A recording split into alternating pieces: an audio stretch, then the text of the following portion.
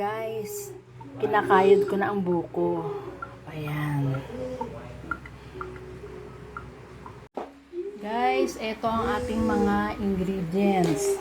Hindi kasama yung malunggay.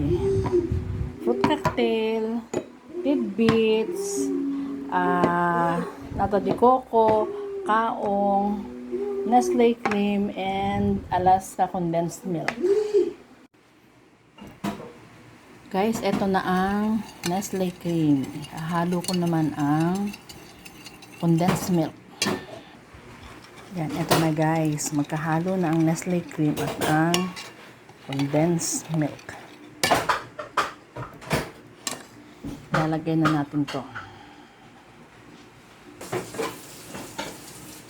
Ito na guys. Ilalagay na natin ang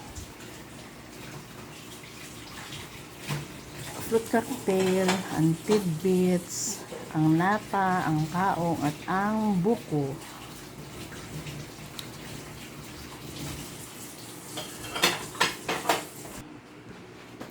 Ito na guys, napaghalo-halo ko na.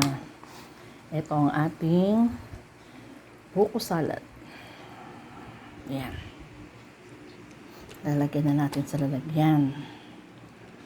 At atin itong ilalagay sa freezer.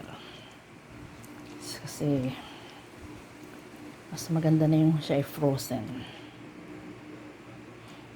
Tsaka yun din kasi ang gusto nila frozen. So lalagyan natin sa freezer.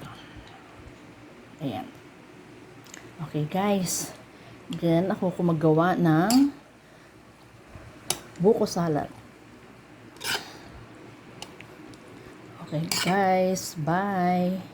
See you next time. Samahan niyo akong muli sa lahat ng gagawin ko. Mapaluto, mapamix lang ng salad na ganito. Lahat guys, sasamahan niyo ako. Thank you for watching. Bye. See you next time.